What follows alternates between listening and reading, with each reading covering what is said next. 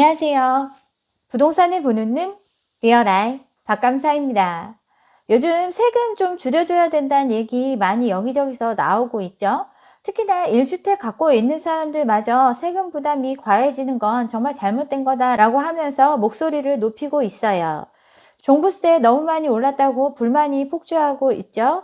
국세청에서는 일부 고가주택 얘기라고 선을 그었습니다. 최근 들어 집값이 두세 배씩 올랐다고 하는데 오른 만큼 세금이 늘어나는 건 어쩔 수 없는 일이죠.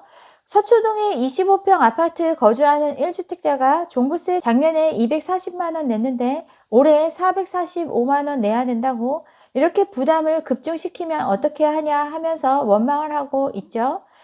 그렇지만 1주택자에 대해서는 다양한 혜택이 존재합니다. 나이가 많거나 또 오래 보유하고 있으면 최대 70%까지 종부세 감면을 받을 수가 있죠. 집값이 오른 만큼 세부담이 늘어나는 건 사실이지만 실제로 1주택자의 경우에는 재산이 불어난 거에 비해서 내는 세금은 그렇게 많지 않습니다. 소득이 없는 은퇴 1주택자의 곡소리가 커지고 있다고 하죠. 소득은 없고 집만 갖고 있는데 왜 이렇게 세금 많이 내게 하냐고 이런 얘기들 하는 건데, 공동 명의로 갖고 있으면 아예 대상에서 빠지기도 하고 고령의 경우에는 20에서 40%까지 세액을 공제해 줍니다. 5년 이상 장기 보유하고 있으면 40에서 50%의 공제 혜택도 주어져요. 장기 보유와 고령자 공제를 중복해서 받게 되면은 최대 80%까지 종부세 공제를 받을 수 있습니다. 1주택자의 경우에 이런저런 공제를 받게 되면 사실 내야 되는 금액이 생각보다 많지 않아요. 그렇지만 세금이 과하다는 이야기의 초점은 1주택 실수요에 맞춰져 있습니다. 지금과 같은 가격 장난이 없었으면 사실 안 내도 되는 세금인데 억울한 측면이 분명히 존재를 해요. 그렇지만 많이 올랐다고 하니까 오른 거에 대해서 일정 부분 세금을 부과하는 건 어찌 보면 당연한 일이라고 볼 수 있어요. 그렇지만 세금 강화의 주 타깃이 아닌 1주택자를 끌고 들어와서 지금 전체적인 세금 감면을 논의하려고 하고 있습니다. 투기하지 않은 실수요 1주택자도 피해보고 있는 상황이니까 이 전체적인 제도가 잘못됐다라고 비판을 하는 거죠. 그러면서 다주택에 대해서도 세금 감면이나 양도세 완화를 주장하고 있어요. 세금 많이 내는 거 누구나 싫어합니다. 그렇지만 이 나라를 유지하기 위해서 어딘가에서는 세금을 걷어야 되는데 1주택자 가장 많이 하는 얘기가 그거죠. 나는 가만히 있었는데 정부가 이렇게 상황을 만든 거 아니냐, 그거에 대한 대가를 왜 내가 치러야 되느냐, 이런 얘기들을 합니다. 억울하다고 많이 얘기하죠. 가만히 있어서 집값이 수억이 올랐어도 결국에 그 집을 처분해서 이익을 얻으면 그 수억은 본인이 가져가게 됩니다. 이거에 대해서는 아무도 이의를 제기하지 않아요. 앞에서 소득이 없는 노인 사례를 들어서 얘기를 했는데 공시가 20억, 실제 시세에 뭐 30억 간다는 아파트 한 채 가지고 있는 노인이죠. 30억짜리 집을 갖고 있는 노인, 혹시라도 돌아가게 되시면 자식들한테 물려줄 거고 한 건데, 이런 노인이 1년에 200만 원 내던 거 400만 원 내는 게 그렇게 사회적으로 억울한 일일까요?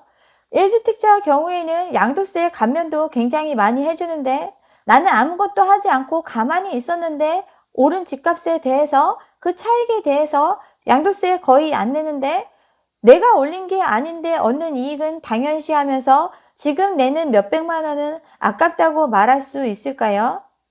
이렇게 얘기하면 또 저 비난하시는 분들 많이 있겠지만 결국 세금은 소득이 있거나 자산이 있거나 그런 쪽에서 더 많이 낼 수밖에 없는 게 현실이기 때문에 이런 말씀 드리는 겁니다.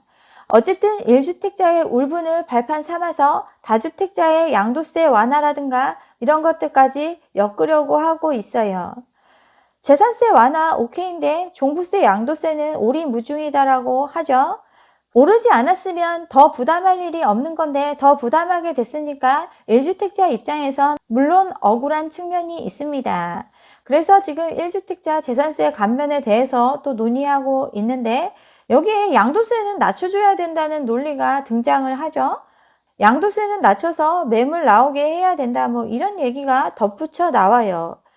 왜 이게 엮어져서 가는지 모르겠지만 집값이 올라서 부자 됐다고들 하는데 갖고 있는 거에 대해서 세금 내는 것도 억울하고 나중에 차익 생긴 거에 대해서 세금 내는 것도 억울하다고 얘기하면 도대체 어디서 세금을 걷어야 되는 거죠? 뻔한 유리지갑을 갖고 있는 직장인들 아니면 자영업자들 이런 소득에다 더 많이 걷어야 할까요? 지금 이런 논의를 하고 있는 사람들 다 기득권입니다. 부자라고 말할 수 있는 사람들이 법을 만들고 있어요. 국회의원 이꼬르 상위 1%의 부자라고 볼 수 있습니다. 국회의원 평균 재산이 23.6억이라고 나왔죠. 10명 중 8명이 재산이 증가했습니다. 이 지금 재산, 신고된 재산을 기준으로 하는 건데 평균 20억 넘는 재산을 가지고 있어요. 그리고 그 재산은 불어나고 있습니다. 국회의원 49명이 다주택이죠. 강남 3구를 갖고 있는 사람도 49명입니다. 강남권을 대표하는 당이 제일 많이 가지고 있고 또 여당 소속 의원들도 많이 가지고 있어요. 여야를 떠나서 국회의원들 다주택도 많고 돈도 많이 있습니다. 그리고 또 고소득자죠. 연봉이 1억 5천에 활동비 별도죠. 연봉은 아무런 무리 없이 꾸준히 올라가고 있어요. 연봉 외에도 특별 활동비, 정근수당, 휴가비, 입법활동비 별게 다 있죠.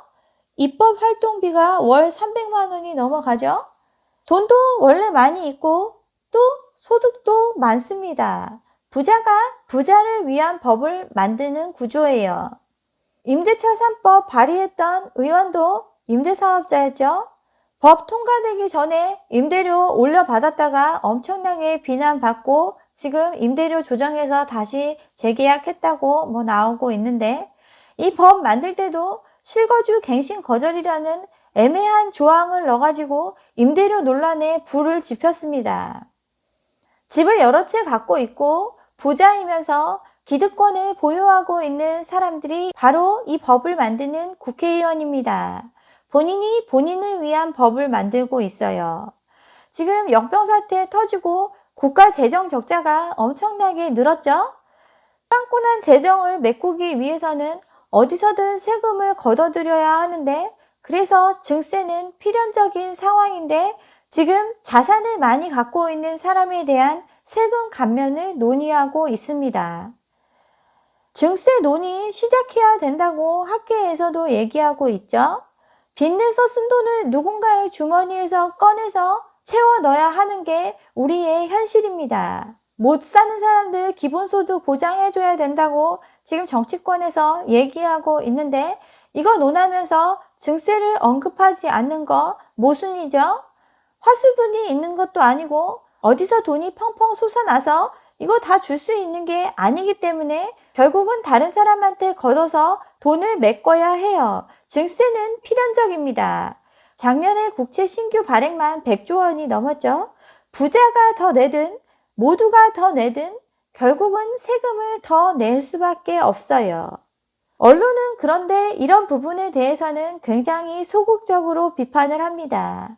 일 안 하는데 연봉 1억이다 하면서 국회의원 연봉을 문제 삼으면서 이런 거 비판하지만 감세 논의에 대해서는 비판하지 않습니다. 언론사 사주도 부자고 부자들이 원하는 방향에 국회의원도 같은 편에 서 있기 때문에 이런 거죠. 4월에 있었던 보궐선거 때 강남 3구의 투표율이 가장 높았죠. 시장선거에서 25개 구를 싹쓸이 했습니다. 강남 3구에선 더블 스코어가 나왔죠. 부자들은 이렇게 한마음으로 같은 목표를 가지고 움직이고 있어요. 시장이 당선되고 나서 공시가 동결, 부자 감세를 지금 주도하고 있죠. 공시가가 동결이 되면 부동산 많이 갖고 있는 부유층의 세금 감면 혜택이 큽니다. 서울 같은 경우에 6억 이하 주택이 전체의 70%가 넘는데 6억 이하에 대해서는 오히려 더 세금이 줄어들기 때문에 공시가 동결 문제와 연관이 크지 않아요. 실질적인 효과는 9억 초과 주택에서 주로 발생을 하는데 작년에 9억 6천짜리 올해 12억 된 아파트의 경우에 2억이 올라서 보유세 220만 원 더 내야 되는데 공시가 동결하면 이거 안 내도 되죠? 더 비싼 집은 더 많이 절감됩니다. 50억 초과 초고가 주택 같은 경우는 수천만 원의 보유세 절감 효과가 나타나요. 이렇게 공시가격 동결하는 게 전체에 해당되는 문제가 아니라 특정 계층에게 혜택이 돌아가는 건데, 많이 오른 지역에서 부담이 줄어들게 만드는 정책인데 이걸 지금 한마음으로 하고 있는 거죠. 정말 필요한 것들은 지금 손 놓고 있습니다. 정부 믿다가 집 한 채 없이 쫓겨다닌다고 울분을 토하는 사람들이 많이 있죠. 이렇게 된 이유, 허위의 실거주 갱신 거절로 쫓겨나게 돼도 임대인에게 별다른 불이익이 없습니다. 이거 차익에 대해서 소송하더라도 올려받은 걸로 다 메꿀 수 있는 수준이기 때문에 지금 가짜로 다 쫓아내고 있는데, 이걸 해결할 수 있는 후속 조치는 논의되고 있지 않아요. 분양가 상한제 도입됐어도 오히려 분양가 더 올라가고 있다고 얘기하고 있는데, 분양가의 기초가 되는 택지비 결국 주변 시세에 영향을 받는데 수상한 거래에 대해서는 손 놓고 있습니다. 정작 부자 감세를 위한 세금 감면에만 지금 목소리를 높이고 있어요. 청년 신혼부부 대상으로 LTV를 90%까지 완화해준다, 이런 얘기 하고 있어요. 재산세, 취득세 감면도 논의하고 있고, 종부세, 양도세, 세율 조정도 본격화한다고 해요.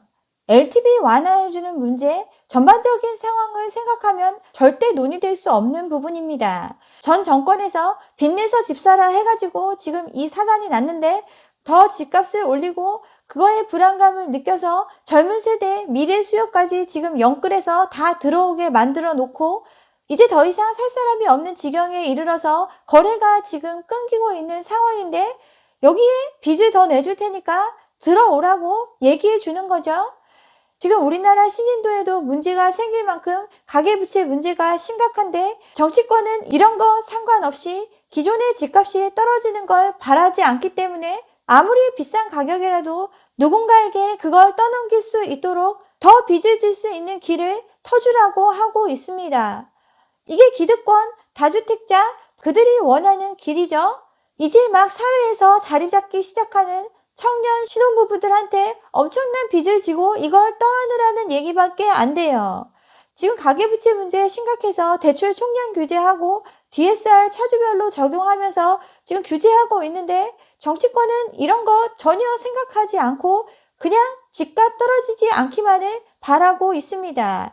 그러니까 이런 정책을 생각이 없는 것처럼 그냥 내놓고 있는 거죠. 예전에 이렇게 조롱을 했었죠.